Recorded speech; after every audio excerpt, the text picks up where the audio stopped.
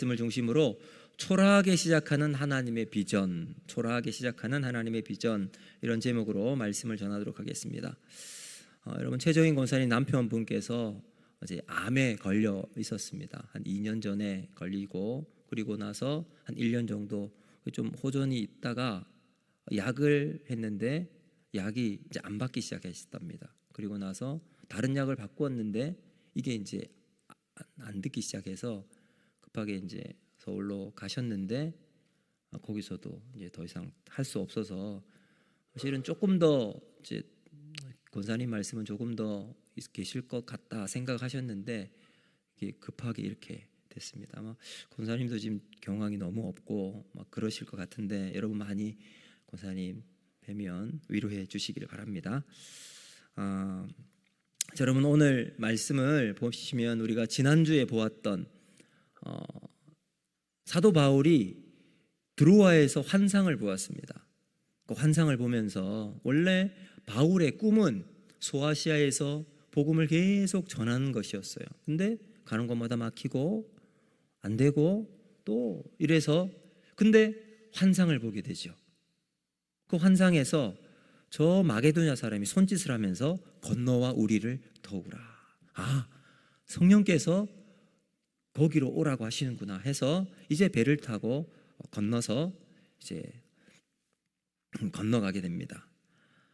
여러분, 우리가 흔히 하나님의 비전, 성령의 환상, 이 환상을 지난주 제가 호라마라고 그랬죠. 이 환상을 보게 되면 우리가 꿈이 있어요. 와, 하나님께서 무언가 나를 향해 계획하신 일이 있구나. 기대가 있죠. 먼저 우리가 변화가 되고 또 그곳에 가면 수많은 군중들이 돌아오고 환호하고 또 하나님 앞에서 또 웅장한 무대가 놀라운 일이 펼쳐질 것을 기대하게 될 겁니다. 자, 근데 여러분, 오늘 본문의 배경이 된 이 빌립보라고 하는 도시는 원래 빌립보가 아니었어요. 이름이 크레니데스라고 하는 이름을 가지고 있었습니다. 근데 이 도시는 기원전 4세기 알렉산더 대왕의 아버지 되는 빌립 2세가 전쟁을 하면서 이 빌립보의 크레니데스에 왔는데 이 자리가 너무 좋은 거예요. 이 도시는 금광이 많았고요. 또 유럽과 아시아를 연결하는 중요한 교통의 요지였습니다. 그리고 군사적으로도 방어가 아주 유리한 지형이었다고 합니다. 그래서 이 도시를 자기 이름을 따서 이제 빌립이 정복을 하고 빌립보라고 이름을 붙인 겁니다. 그러니까 여러분, 이 빌립보는 화려함이 많고 교통의 중심지니까 무역이 발달하겠죠. 방어에 유리하니까 군사적인 요충지가 됩니다. 그래서 이 도시는 로마가 점령하고 나서도 아주 중요한 도시 중에 하나가 됩니다. 그래서 이 빌립보에 사는 사람들은 로마 시민과 동일한 시민권을 줄 만큼 로마에서도 아주 중요한 도시였습니다. 자, 이 빌립보, 여러분, 바울 일행이 드로아에서 건너와 우리를 도우라라는 환상을 가지고 처음으로 도착한 도시가 바로 이 빌립보였습니다.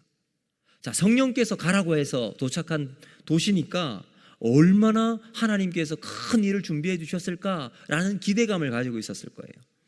자, 그런데 빌립보에 도착한 바울 일행이 마주한 현실은 자신의 생각과 우리가 상상했던 것들과 전혀 아니었어요. 너무 초라한 것이었어요. 단적인 예로 이 빌립보는 사실 되게 큰 도시였음에도 불구하고 회당이 없었어요. 이런 회당은 당시 유대인 남자 10명만 모이면 회당을 만들 수가 있었습니다. 그런데 여기에 회당이 없었다라는 말은 영적으로 신앙적으로 철저한 황무지와 같은 곳임을 알 수가 있는 거죠. 근데 바로 그곳에 성령께서 불러서 바울 일행을 거기에 데려다 놓은 겁니다. 자, 여러분, 초라하죠. 여러분, 바울이 전도를 할 때 중심지가 회당이었거든요. 회당에서 유대인들에게 복음을 전하고 또 만나는 사람들에게 복음을 전하는 전략적인 요충지가 회당이었는데 회당이 없었던 거예요. 그러니까 여러분, 근데 놀라운 것은요, 그 초라하게 시작했던 빌립보에서 훗날 유럽 전체가 복음화가 이루어지는 바로 그 시작이 여기로부터 일어나게 되었다는 겁니다. 그러므로 사랑하는 성도 여러분, 우리의 관심은 지금 우리가 얼마나 크게 시작하느냐, 위대한 일이 일어나고 있느냐, 여러분 이것을 기대하고 있겠지만 아니에요. 비록 지금은 시작은 미약하고 약할지라도 내 안에 하나님의 능력이 있는가, 이것을 살펴보고 걸어가야 한다는 겁니다. 그래서 고린도서 12장 9절을 보면 이렇게 이야기합니다. 우리 같이 한번 읽어보겠습니다. 시작. 나에게 이르시기를 내 은혜가 내게 족하도다. 이는 내 능력이 약한 데서 온전하여짐이라 하신지라. 그러므로 도리어 크게 기뻐함으로 나의 여러 약한 것들에 대하여 자랑하리니 이는 그리스도의 능력이 내게 머물게 하려 함이라. 아멘. 여러분, 나의 능력은 약한 데서 온전해집니다. 여러분, 이것이 믿음의 시작이라는 거예요. 자, 그러면 이 초라해 보이는 현장에서 하나님은 어떻게 하나님의 위대한 역사를 만들어 나가시는가? 하나님의 능력이 나타나는 그 역사의 방식이 무엇인지 세 가지로 살펴보면서 은혜를 나누고자 합니다. 첫 번째, 여러분, 기도할 수밖에 없는 환경에서 시작하는 겁니다. 자, 바울 일행이 화려하고 부유한 도시 이 빌립보에 도착해서 가장 먼저 찾은 곳이 어딜까요? 가장 먼저 찾은 곳, 여러분, 관광 지도를 가지고 펼쳐보면서 야, 빌립보는 여기가 좋으니까 여기 한번 가보자. 아니면 세력이 있는 힘이 있는 권세자의 집을 찾아간 것이 아닙니다. 그들은 어디를 갔는가? 13절 우리 같이 한번 읽어보겠습니다. 시작. 안식일에 우리가 기도할 것이 있을까 하여 문 밖 강가에 나가 거기 앉아서 모인 여자들에게 말하는데, 자, 여기 안식일에 어디를 갔다고요? 기도할 곳을 찾았습니다. 기도할 것을 찾아 헤매어서 갔던 곳이 어딘가? 바로 강가라고 되어 있어요. 여기 나오는 기도할 곳이라고 하는 단어의 헬라어는 프로슈케라고 합니다. 프로슈케. 이건 이제 기도할 장소, 뭐 이런 기도처 이런 뜻이 있습니다. 여러분, 그 당시 정식 회당이 없는 지역에 유대인들이 강가나 한적한 곳에서 임시로 마련해둔 처소, 이 기도처가 바로 프로슈케, 기도할 곳입니다. 그러니까 여러분, 하나님의 위대한 구원 역사의 초점은 빌립보에 있는 황금 궁전이나 황제의 동상이 아니었습니다. 여러분, 유대인들의 핍박을 피해서 복음을 받은 사람들이 도착한 빌립보까지 들어와서 그곳에 회당도 세우지 못한 채 여러분, 저 차가운 강가에 앉아 눈물로 하나님께 기도하며 찾던 여인들의 그 기도 처소에 하나님의 시선이 머물고 있다는 거예요. 여러분, 이것이 하나님의 기적의 시작이 됩니다. 여러분, 이 기도가 어디까지 이어졌을까요? 2000km 밖에 떨어져 있는 바울의 발걸음을 막았어요. 소아시아로 복음을 증거하기 위해서 바울이 신라와 함께 막 떠났던 자리, 그럼 그 자리에 막으세요. 그리고는 발길을 돌려 이 마게도냐까지 끌고 오게 된 원동력이 뭐냐? 바로 그 강가에서 무릎 꿇고 눈물 흘리며 하나님의 은혜를 구했던 이 여인들의 기도에 있습니다. 한 여인 루디아의 기도가 바울을 여기까지 이끌게 한 거예요. 여러분, 하나님의 기적, 하나님의 은혜, 여러분, 이것은 화려함에서 나오지 않습니다. 권력에서 나오지도 않습니다. 얼마나 힘 있는 사람, 권력층의 그 인맥을 가지고 살아가는가, 여기에 달려있지도 않습니다. 오직 기도하는 사람을 통해 시작되고 완성될 줄로 믿습니다. 여러분, 이 능력은 기도가 얼마나 위대했는지 사도행전 12장 5절을 보면 우리가 살펴보았잖아요. 우리 같이 한번 읽어볼까요? 시작. 이에 베드로는 옥에 갇혔고 교회는 그를 위하여 간절히 하나님께 기도하더라. 여러분, 이 기도했던 사람을 통해서 베드로의 옥문이 열립니다. 옥문이 열려서 여러분, 이제 기도하고 있는 이 형제들에게 찾아가잖아요. 여러분, 하나님의 환상, 호라마, 이것은 기도하는 사람을 통해서 이루어지게 될 줄로 믿습니다. 여러분, 이런 말이 있잖아요. 사방이 다 막혀 있습니까? 하늘은 열려 있어요.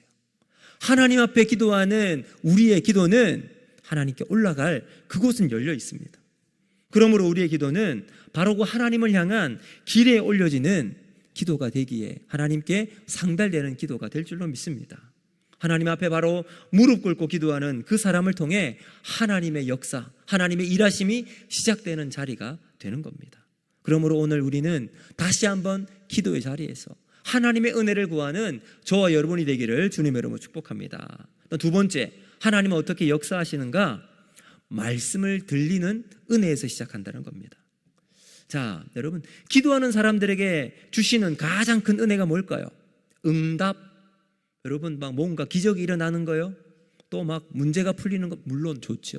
저는 기도하는 사람들에게 주시는 가장 큰 은혜는 하나님의 말씀이 들리는 귀가 열리는 것이라고 믿습니다. 여러분, 하나님께 기도하니까 여러분 말씀이 들리기 시작하는 거예요. 자, 14절 우리 같이 한번 볼까요? 14절 같이 한번 읽어보겠습니다. 시작.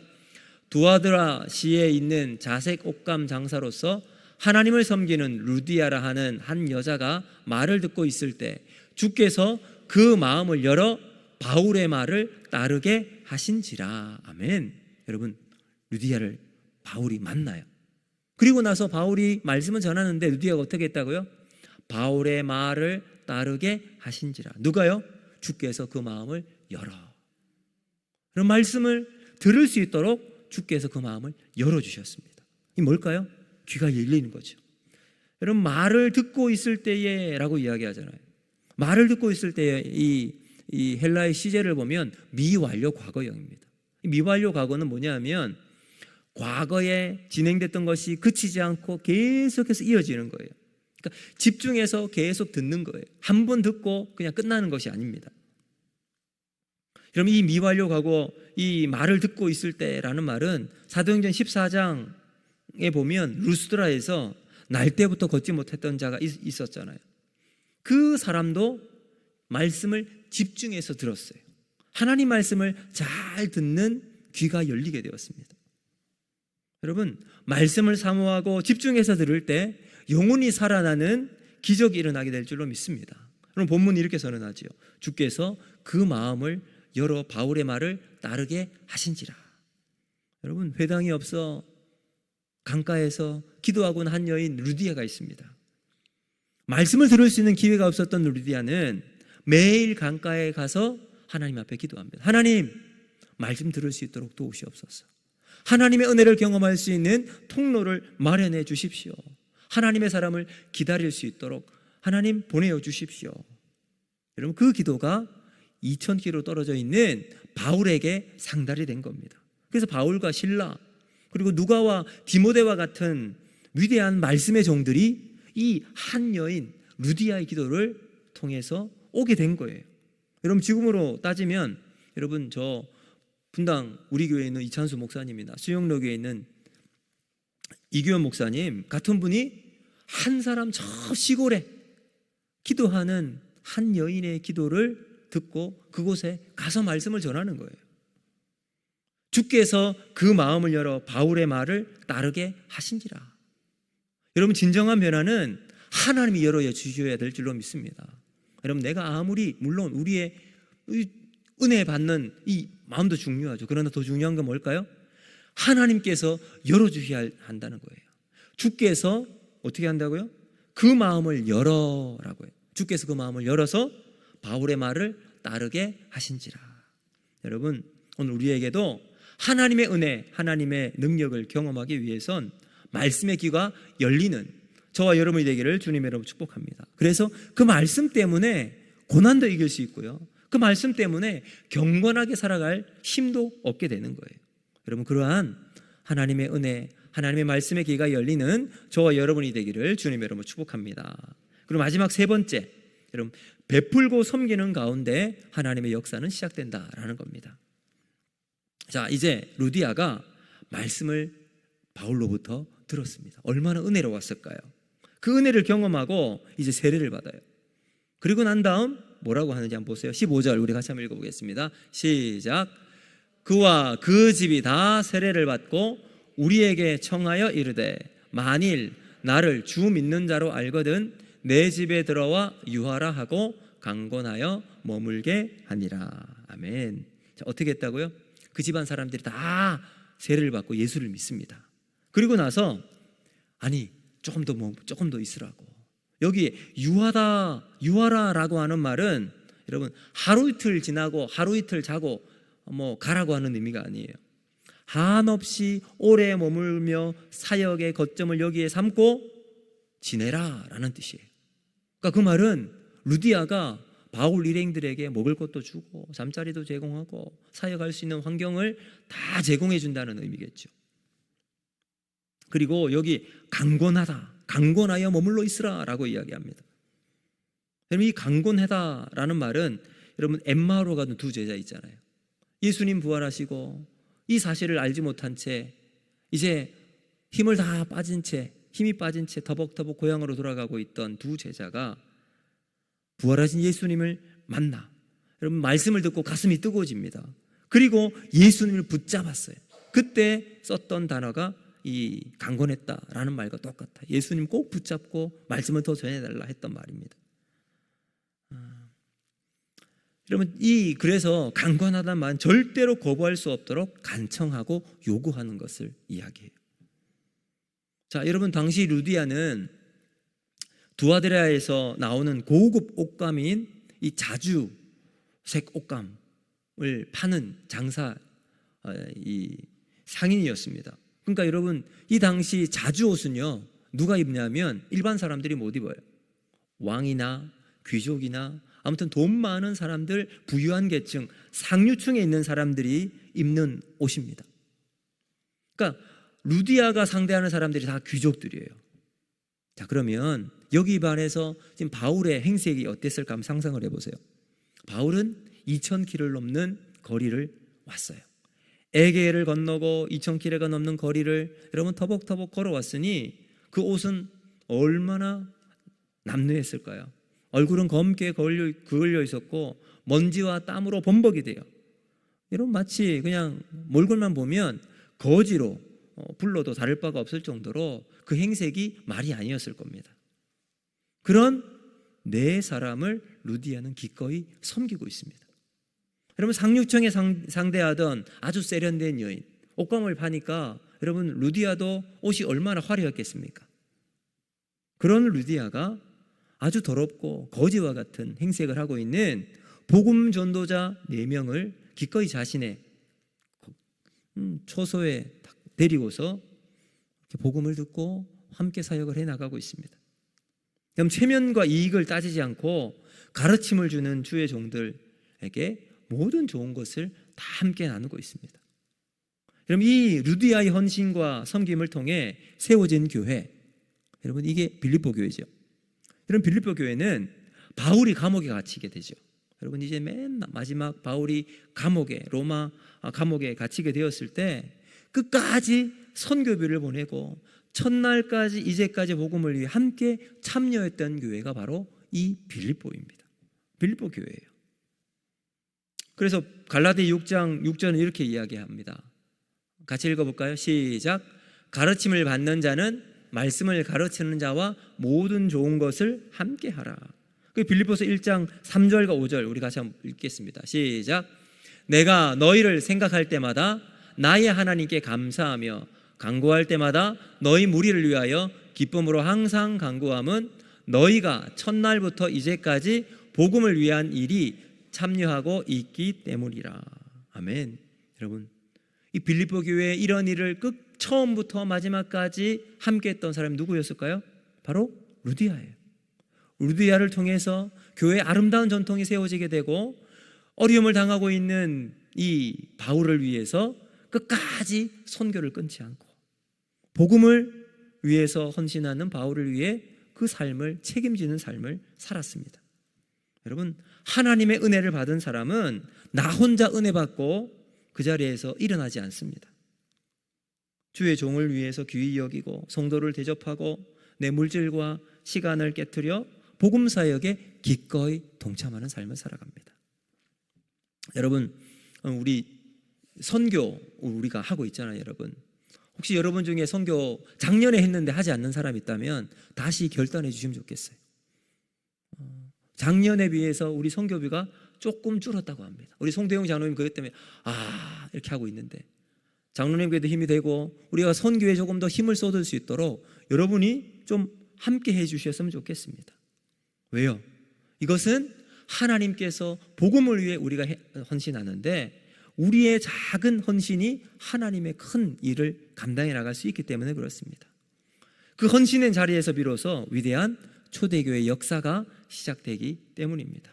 이제 말씀을 맺도록 하겠습니다. 사랑하는 성도 여러분, 오늘날 우리 기독교와 교회가 힘을 잃어나가는 이유가 무엇일까요? 세상과 교회가 별로 차별이 없기 때문입니다. 화려한 도시에 기도할 곳을 찾고 있었던 바울 일행과 수많은 귀족을 상대하면서도 영혼의 갈급함을 채우기 위해 무릎을 꿇었던 루디아, 공통점이 뭘까요?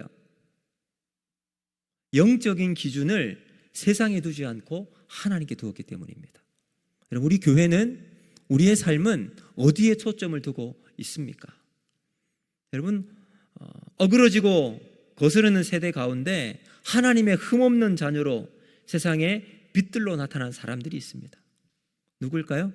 하나님 앞에서 정말 작은 일에 하나님의 영광을 위해 드러나는 삶입니다. 여러분, 하나님의 일은 작은 것에서 시작해요. 크고 화려한 것에서 시작되지 않습니다. 근데 그 작은 것이 하늘의 밀알이 되어서 땅에 떨어져 내가 죽게 되면 비로소 많은 열매가 맺히게 되는 거예요. 여러분, 그래서 그 열매가 일어나 하나님의 영광을 드러낼 수 있게 되는 거죠. 여러분, 우리의 시작 작을 수 있습니다. 연약할 수 있습니다. 처한 환경이 초라할 수 있어요. 그러나 낙심하지 말기를 바랍니다. 우리가 하나님께 무릎 꿇고 기도하면 또 하나님 말씀이 내게 들리기 시작하고 내가 주신 것으로 교회를 섬기고 복음에 동참하기 시작할 때 하나님은 저와 여러분을 통해서, 우리 교회를 통해서, 우리 가정을 통해서 이 시대에 변화시킬 하나님의 능력 가지고 살아나가는 하나님의 일꾼으로 우리를 사용해 주실 줄로 믿습니다. 그 은혜를 가지고 나아가면 하나님 우리를 통해 위대한 하나님의 역사, 우리 옥포 제일교회가 될 줄로 믿습니다. 그 은혜를 바라보며 전진해 나가는 우리 모두가 되기를 주님의 이름으로 축복합니다. 오늘 이 말씀 기억하면서